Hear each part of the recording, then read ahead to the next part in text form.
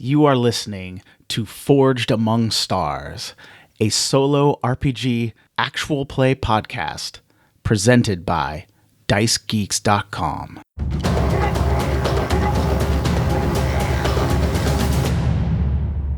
Welcome. My name is Matt Davids. I will be your game master and only player during this season of Forged Among Stars. I am a tabletop RPG writer, game designer, as well as a novelist. I thank you so much for joining me as I play through Ironsworn Starforged, a tabletop RPG designed by Shawn Tomkin.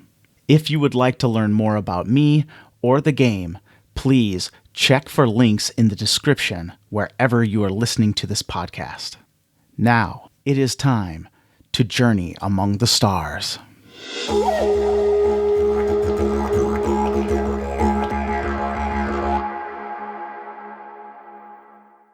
First, to kind of clean up a few bits from the last session. As you may notice, I am still learning how to play this game, and I made a few mistakes. So first, we had Hawking make a vow to settle a dispute between Buzzard of Paragon Station and Razor, who just showed up at the end of the session. Hawking swore that vow. Well, he is also a diplomat, so that means he should have had a +1 to that roll. Another +1, because Buzzard is now a connection, but also he gets to mark progress on that goal.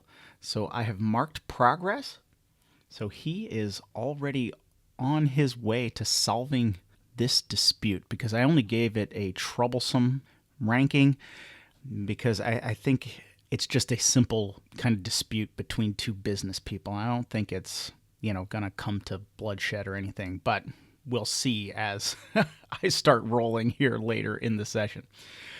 Also, I don't know if I described Hawking's act very well, right? In the rules it says your act, how Hawking acts. So I wanted just to make sure, he's very sociable. He is definitely a people person. He wants to talk to people. He wants to build connections and relationships. He wants to resolve conflicts. But there is something deep kind of underneath this anger or pain or hurt that he received from being denied his birthright. This was very important to him, and I think possibly very important to his culture. And this was a great injustice that was done to him. So underneath this personable surface is kind of roiling a deep-seated kind of drive and ambition that is building and may at some point reach the surface. Also, Hawking made a lot of connections in the first session, probably too many, but I wanted to try to practice some of the rules, and I think it fits his character as being a people person, like I said. I don't know exactly. This is my first try at this game with these rules, so we will see. But there was one person, Zoya Volkov, and while I was trying to determine her role, I got a couple of odd words. I got guard and I got weakness, because I was told to roll on the action and the theme tables. I didn't really know how to interpret that last time, but I think since then I have figured it out. I'm going to keep guard, but I'm going to say weakness. I'm going to turn that into guard the weak. And we had rolled that she was alluring, but she was also concealed. And I said that she had some kind of veil that possibly had religious significance that she would wear over part of her face and kind of just expose her eyes. Well, I am going to say that she is a member of one of the orders of healers. When we rolled the Backbones of the World up, we got a choice that said we received a truth that said there were orders of healers, and they passed that knowledge down to generation after generation. So I'm going to say she is one of those healers. She is in a special order. They wear a certain veil or type of head covering that denotes that they are a healer and that they have a sacred charge, and so she guards the weak. So that is what I'm going with there, and I think that is really cool, if I do say so myself. I am also going to try to lean into the creation of a culture and this world a little bit more. Hopefully I'll get better at envisioning fiction here as the campaign continues.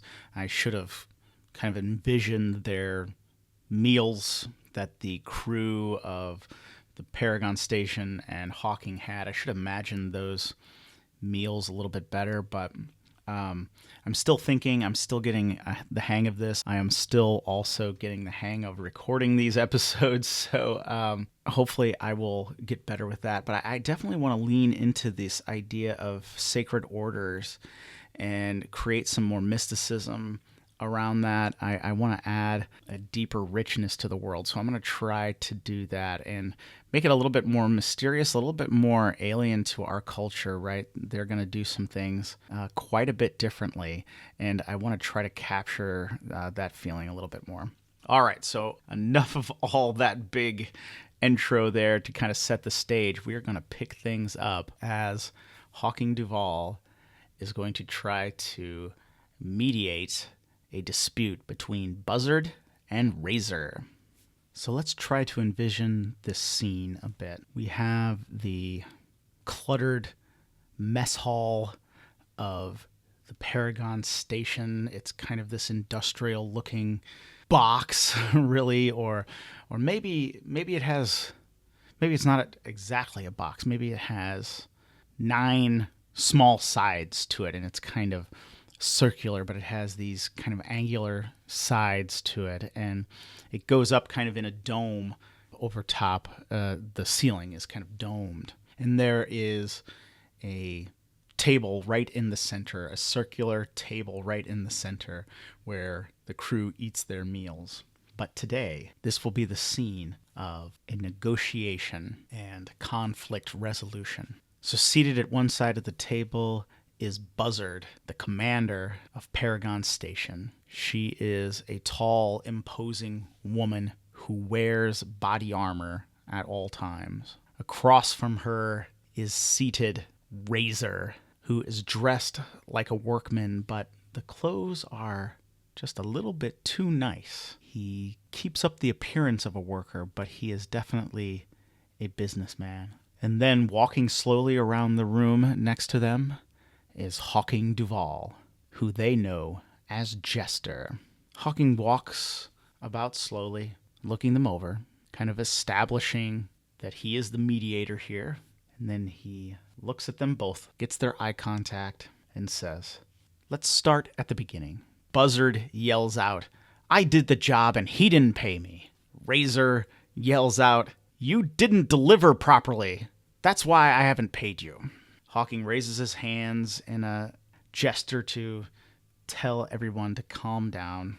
He says, "Okay, let's hear each side's story, and we'll get to the heart of the matter." All right, so this is where I think I will have Hawking do a move. I think he is going to do gather information, if I'm thinking this is right. So I will do the move gather information. Okay, well, this is fascinating. So I was gathering information, doing that move. I rolled my action dice plus wits to ask questions and to analyze the situation. However, I have rolled a double 10 failure. That is the worst possible failure. So I rolled a match, which means there will be some kind of narrative twist involved, and I have missed. So my simple little resolve the dispute of payment to get me to learn the game has turned into something bigger. So something is about to change in this simple little dispute I was going to run as practice. So we have to think of some consequences. So on a miss of gather information, it says in the PDF, your investigation unearths a dire threat or reveals an unwelcome truth that undermines your quest, pay the price. So pay the price is another move, so we're going to have to go do that one. Okay, so pay the price says make the most obvious negative outcome happen, or ask the oracle for inspiration, interpret the answer as a hardship or complication appropriate to the current situation, or roll on the table below if you have a difficulty interpreting the result to fit the current situation. Roll again. Okay, so they have a nice little table here that shows some very bad things. Yeah, we're just starting out. I don't know exactly what the most obvious outcome would be. Exactly. Obviously something could, just go wrong with the negotiations and in that, or somebody's lying to me. But I think I'm going to roll on the table. I love tables, as I keep mentioning. So I'm going to roll on this table below, but I will, since it was a failure with a match and it was the worst type of failure, I think I will roll on another table as well. Yeah, or I'll just roll twice here. I will see. Because I think there is a table that has narrative twists, so I may roll on that table again. But I'm definitely going to roll on the table under pay the price. Okay, so what I've done is I've rolled twice on the table underneath the pay the price move, because I figured this was bad thing that happened. And so what I got, the first one, it said, you are stressed. So that makes some sense. So something is going on while we're talking, and perhaps Buzzard and Razor are just not giving any ground, and they are arguing, and they are sticking to their guns, so to speak, and Hawking is getting stressed. I'm going to move Spirit down to 4 to kind of represent that he is being stressed. But I also rolled again because we got a match and it was terrible. So I rolled again and I got, you're becoming aware of a looming threat. So now this is very interesting. So I think possibly what that means is that Hawking might be on the verge of making an enemy here, that either Razor or Buzzard is getting a little upset with him, and they're not thinking that he is an ally or something like that. So he kind of gets this sense that if things keep going poorly, that he might make an enemy out of this transaction, and he does not want to make an enemy. So I will roll on the Oracle and ask, who is the person who might become this looming threat? Is it Brianna, Buzzard, or is it Mr. Merrick Frost, who goes by the name Razor? This is a little complicated because we've already made a couple moves to reinforce a connection with Buzzard. So if it's her, this is going to be very interesting. So I'm going to roll on the Oracle just to answer a yes or no question. I don't know if this is 50-50 or it seems likely. So we have to frame our question. So I'm going to ask, is Buzzard the looming threat? And I'm going to say that it is unlikely that she is the looming threat. I know she's imposing and that she's somehow oppressing the people that work for her here, but I don't know if she would be a threat to Hawking just yet. So I'm going to say it's unlikely. It seems more likely that Razor here would possibly be the threat. So I'm going to roll on the table. And it's Buzzard.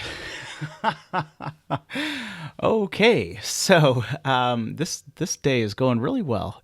Hawking is feeling kind of pushed into a corner here. So just to recap a little bit, as he went to gather information, he failed that roll, and some problems kind of started surfacing here on Paragon Station. So Hawking is becoming very stressed during these negotiations, And he is also becoming aware that perhaps his employer, Buzzard, who he has made a connection with and moved progress on that connection, may be a threat to him in some way. An interesting turn of events. Okay, so I think it is time for another move. I want to resolve this negotiation, even though we've gotten off to a poor start. However, I'm looking over some of the moves, and I'm still new to this game, so I do apologize. I'm not seeing how to resolve this because nothing says move progress except for gather information. If I do a compel, it doesn't say mark progress. If I secure an advantage, it doesn't say mark progress. Do you mark progress on any strong hit? I don't know. Let me check the rules. Aha, got it. I reach a milestone, which is a move that is more fiction-based. Understand. Okay, so I don't think I've reached a milestone just yet because everything went terrible, so I am going to try to do something else. So I don't want to do the same move over and over again. That's just cheating, or just lame. Anyway, bad storytelling. So I'm going to try to do something else. I think I might try to secure an advantage. Let me check that one out. Yes, that's it. I am going to secure an advantage, and I'm going to use my heart. And so how I envision this is that while we were talking, while I was trying to get the basis of the situation kind of down in my mind and understand the facts of if Buzzard completed the job according to contract, or if Razor was just trying to cheat her without paying her for some reason. As I was trying to gather that information, things went terribly, terribly wrong. I've started to get stressed out. This was a little bit more difficult than, I had planned, that Hawking had planned, and so he started getting stressed out, and now he's realizing that Buzzard could be a threat to him in the future.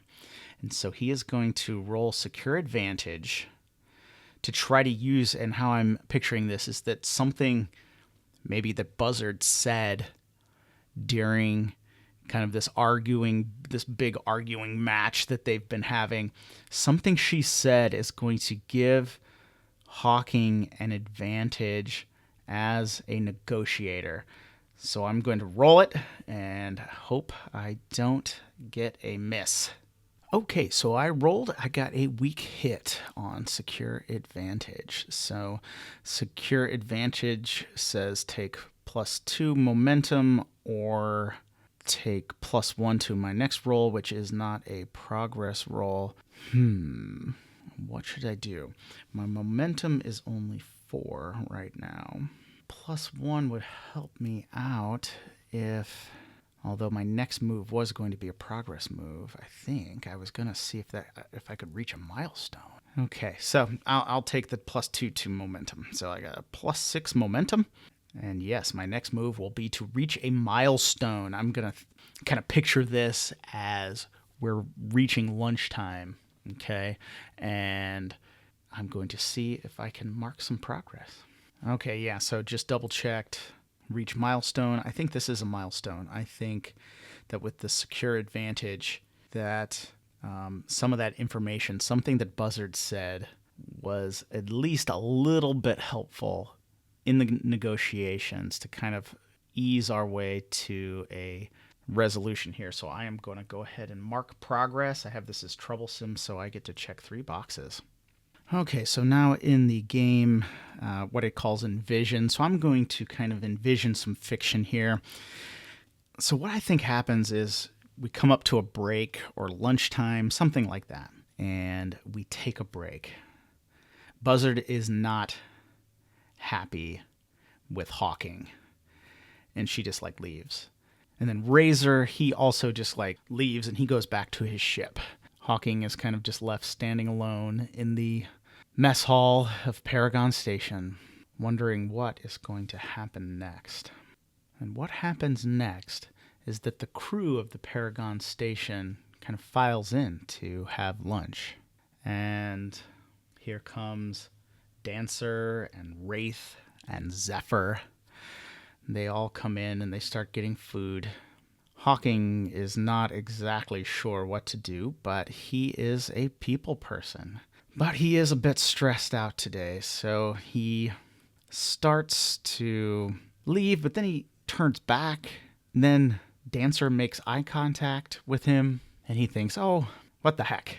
So he goes over to some of the processors and that and gets a little food and sits down at the table. And he begins to have lunch with the crew. And they just make small talk again, and nothing earth-shattering. He does not talk about the negotiations, obviously. He is a pro, and he doesn't reveal anything of that nature to the crew or anything like that. And as they're getting done, and they're kind of cleaning up and putting trays and things away, Hawking is placing a tray onto this little conveyor belt that sucks it into this machine that's going to wash it, and he throws away some trash. And as he does, Dancer comes up alongside of him and hands him a slip of paper and then turns and walks out. Hawking can tell that she gave it to him kind of slyly, so he plays it cool. He doesn't look at it. So then he kind of heads out, goes back to his ship. He only has about 5 or 10 minutes until the negotiations or to resume again. So he heads out to his ship. He goes to the Shard of the Sun, closes the door, and he opens the piece of paper. And it simply says, I need to talk to you.